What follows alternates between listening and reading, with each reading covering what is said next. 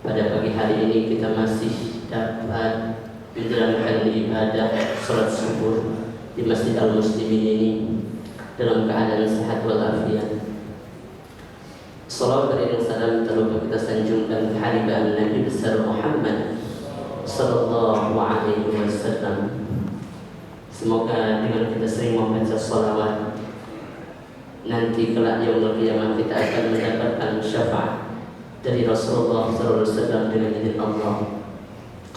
Jamaah salat subuh yang dirahmati oleh Allah Subhanahu wa taala, tinggal menghitung hari lagi kita sudah meninggalkan yaitu bulan suci Ramadan, bulannya Al-Quran, bulan yang diturunkannya Al-Quran juga. Syahrul Ramadan alladzi unzila fihi Al-Quran. Sungguhnya diturunkannya Al-Quran itu di bulan Ramadan. Bulan Ramadan ini unzila fihi Al-Quran, bulan diturunkannya Al-Quran. Tapi saya berpesan kepada jamaah, jangan kita membaca Al-Quran itu cuma di bulan Ramadan saja. Kalau kita bisa menghatamkan Al-Quran di dalam bulan Ramadan, kenapa di luar bulan Ramadan kita tidak bisa menghatamkannya?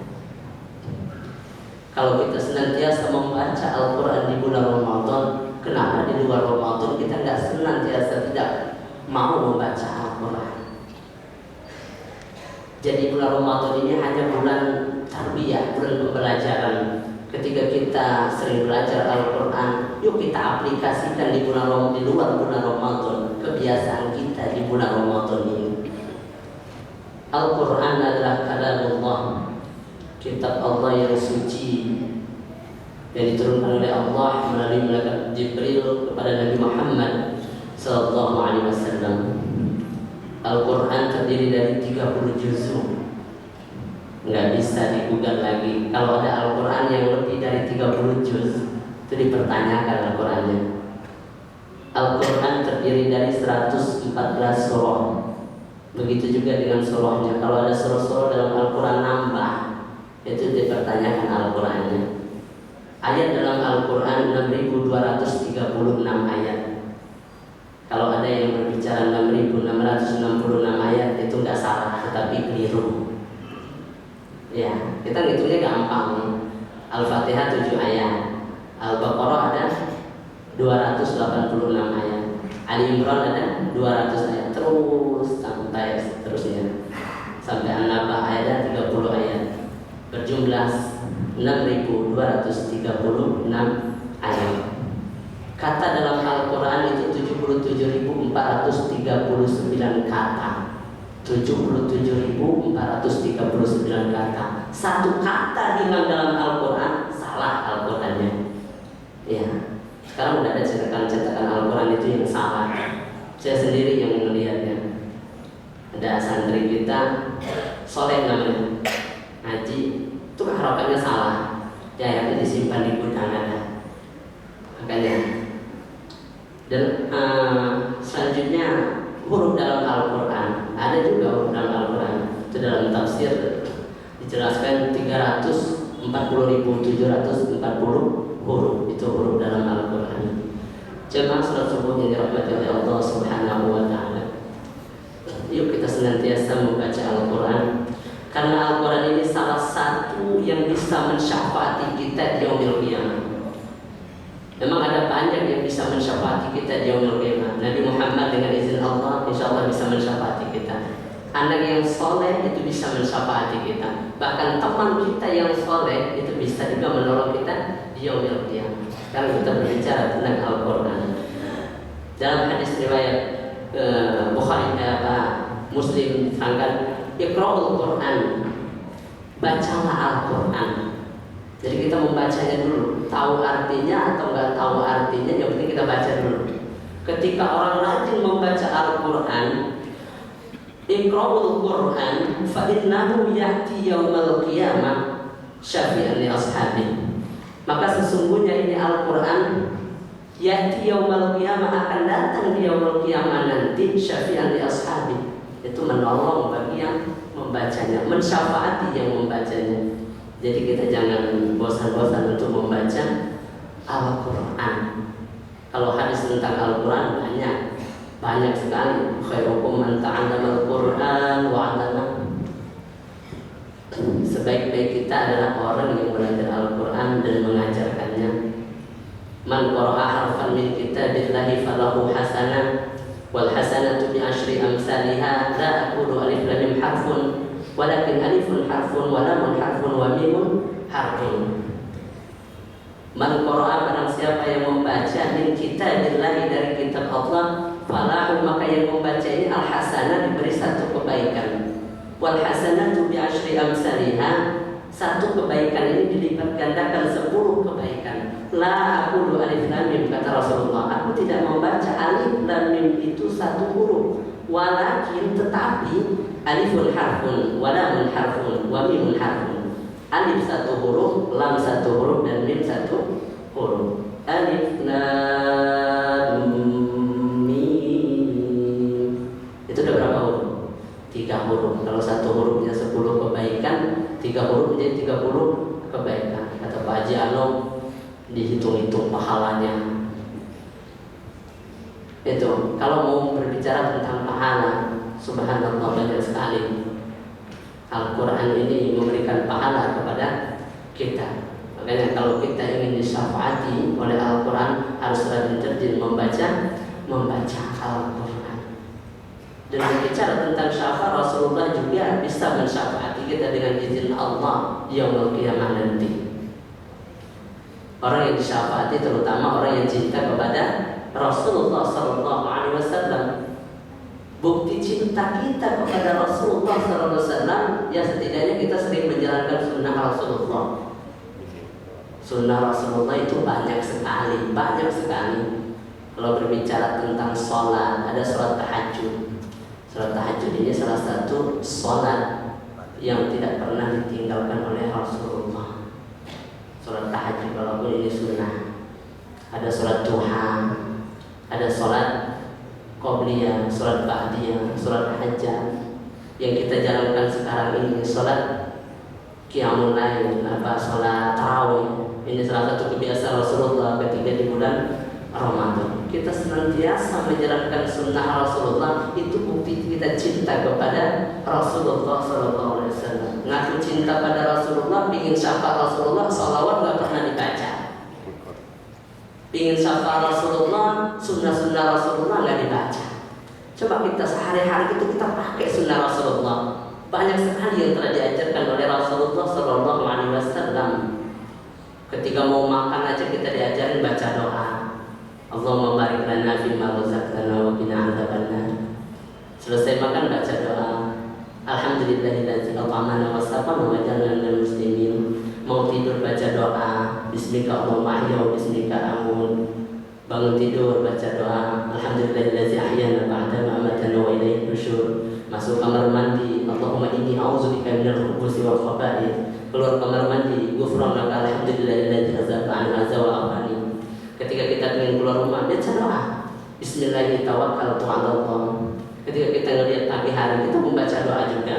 Allahumma bika asbahna wa bika amsayna wa bika nahya wa bika namutu wa ilaihin nusyur. Ketika kita di sore hari baca doa. Allahumma bika amsayna wa bika asbahna wa bika nahya wa bika namutu wa ilaikal masir. Masuk masjid baca doa. Allahumma ftahli abwaab rahmatika. Keluar masjid baca doa. Allahumma inni as'aluka min fadlik. Selalu baca doa. Kalau aktivitas kita diawali dengan doa, selalu diawali dengan doa aktivitas kita. Aktivitas kita inilah dihitung dengan ibadah.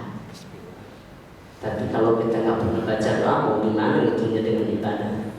Insya Allah ketika aktivitas kita diawali dengan doa, itu nggak ada lagi yang berbuat maksiat. Orang berbuat maksiat itu kadang-kadang nggak baca doa, ya kan? Masa baca mau maksiat kita doa dulu, nggak mungkin. Iya. Kalau aktivitas kita diawali dengan doa, mau kerja kita baca doa, masuk kerja kita baca doa, nggak bakalan kita ada yang korupsi. Sampai Rasulullah mengajarkan, ini maaf pada ibu-ibu semuanya, bapak-bapak, ketika ada pertemuan antara laki-laki maupun perempuan yang sudah halal, yaitu suami istri, mau berhubungan intim, intinya itu dianjurkan untuk membaca doa. Allah majani bisyaitan marzaqana. Dianjurkan untuk baca doa. Makanya kita harus selalu menggunakan itu sunnah-sunnah Rasulullah Sallallahu Alaihi Wasallam. Bahkan kalau saya di pondok dulu, ketika kita wudhu itu selalu diajarkan baca doa juga. Basuh tangan itu ada doanya. Allahumma farsyadaya mima'asyirkan. Berkumur-kumur kita baca doa. Allahumma a'inni ala dzikrika wa syukrika wa husni ibadati. Ketika membasuh muka kita baca doa. Enggak asal basuh muka. Allahumma qa'id wajhi binurika yawma tabyatu wujuhu awliyaika wa la tusawwid wajhi bi dhulumatika yawma tuswadu wujuhu a'daika. Basuh tangan baca doa. Allahumma a'tini kitabi muhasibni sabaya sira. Basuh kepala baca doa juga. Allahumma harim sya'ri wa basyari amanna. Sampai semuanya baca doa. Subhanallah, yang diajarkan Rasulullah. Bahkan doa-doa yang pernah saya ucapkan ini pernah disampaikan sama guru fikih kita, yaitu Bapak Ustadz Dr. Yusumuddin M.Agi. Itu. Jadi makanya kita harus senantiasa menjalankan itu sunnah Rasulullah Sallallahu Alaihi Wasallam. Kalau kita ingin mendapatkan syafaat dari Rasulullah Sallallahu Alaihi Wasallam, syafaat ada dari Al-Quran, ada dari Rasulullah. Bahkan di dalam kitab Durratun Nasyidin ada syafaat itu dari anak kita, Bu. Dari anak kita itu ada. Dalam sebuah cerita diceritakan begini.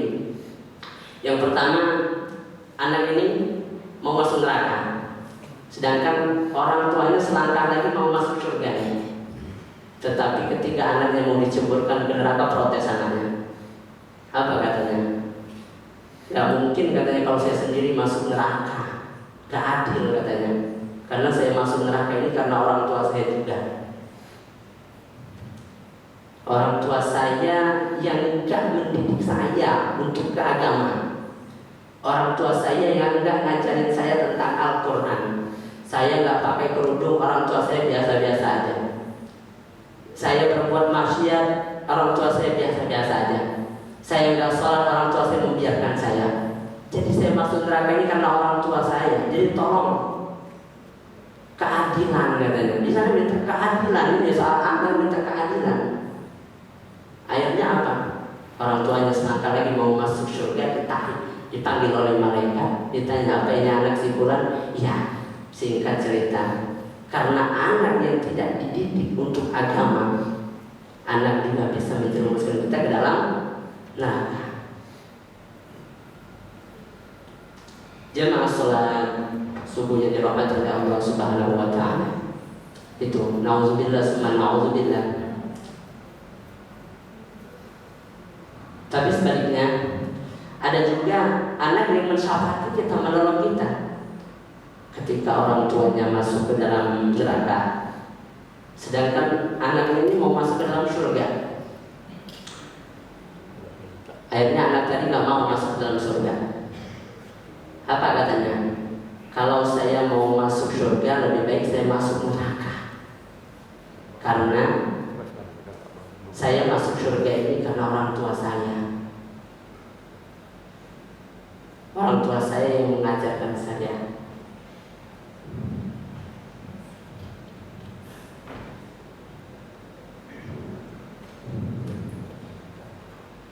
Nah, ketika itu anak tadi menangis.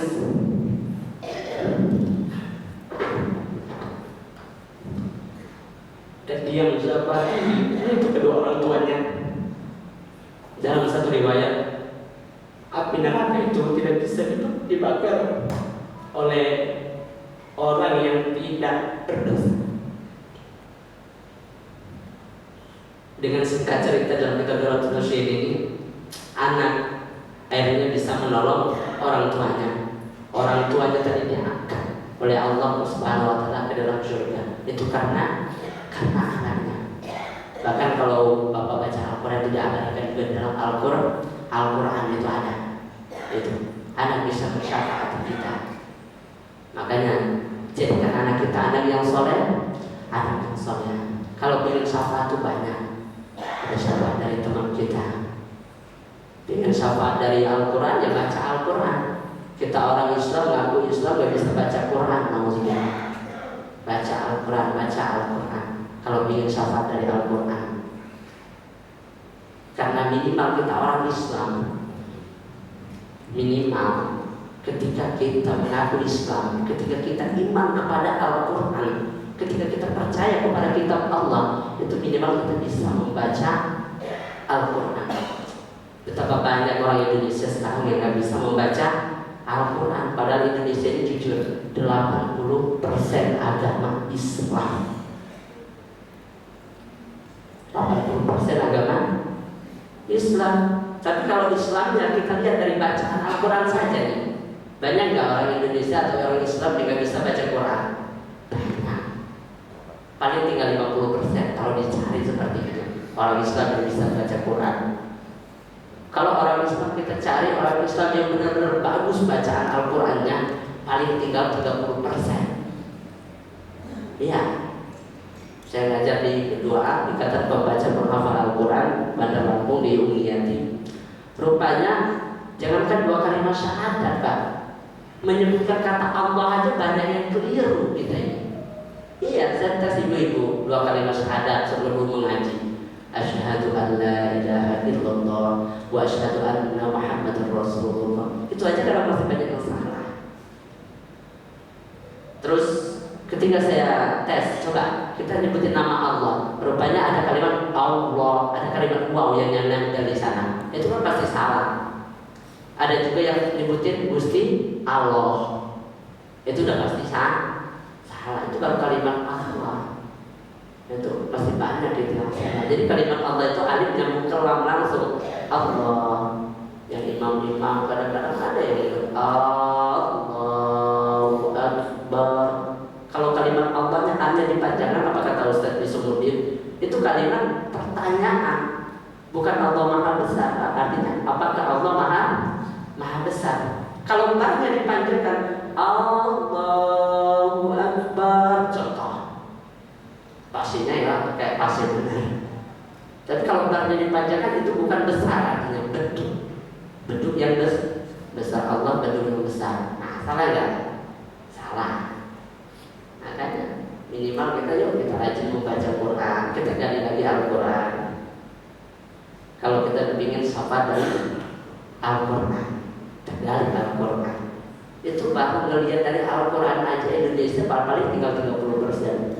Kalau ngelihat dari rukun Islam yang benar-benar Islam, jalanin sholat, rupanya masih banyak orang Islam yang nggak sholat, paling tinggal 20%, ya kan? Iya. Makanya dari sini kita tahu Bayu minimal kita orang Islam bisa membaca Al-Quran. Kalau kita ingin syafaat Rasulullah, minimal kita rajin menggunakan sunnah-sunnah Rasulullah Sallallahu Alaihi Wasallam. Kalau kita ingin disafaati oleh anak kita, yaitu anak yang soleha atau soleh, maka jadikan anak kita anak yang soleh. Dengan syafaat Al-Quran kita nggak bisa baca Quran. Dengan syafaat Rasulullah kita nggak bisa. Apakah cara menggunakan sunnah Rasulullah? Ingin syafaat dari anak kita yang soleh, rupanya anak kita nggak dididik jadi anak yang soleh. Terus kita minta pertolongan Allah lewat mana? Emang lewat rahmat Allah kita masuk surga, emang benar rahmat Allah. Tapi rahmat itu jujur dicari. Iya kan? Kita ada pilihan mau masuk neraka atau mau masuk surga. Makanya di bulan Ramadan ini banyak sekali sunnah Rasulullah kalau kita baca. Ketika sahur, apa kata Rasulullah? Jangan sampai orang berpuasa tidak sahur. Man arada ayat summa falyastasahhar bisyahir. Ketika kita hendak melakukan puasa, maka kita harus bersahur. Kenapa? Fa inna sahuri barokah. Karena di dalam sahur itu ada barokah. Iya, ada barokah. Sunnahnya gimana? Sunnahnya di akhir yang udah disampaikan sama mubalik kita. Jangan jam 2 malam kita udah sahur, ya jam 10 udah kelaparan lagi, atau jam 11 malam udah sahur, kita pasti kelaparan lagi. Gitu. Dan sunnah Rasulullah berarti ketika kita bulan berbuka puasa itu di awal, bukan di akhir. Walaupun sholat maghrib itu wajib, kita disunahkan untuk membatalkannya dulu. Bahkan kategori bisa dikatakan wajib membatalkannya dulu.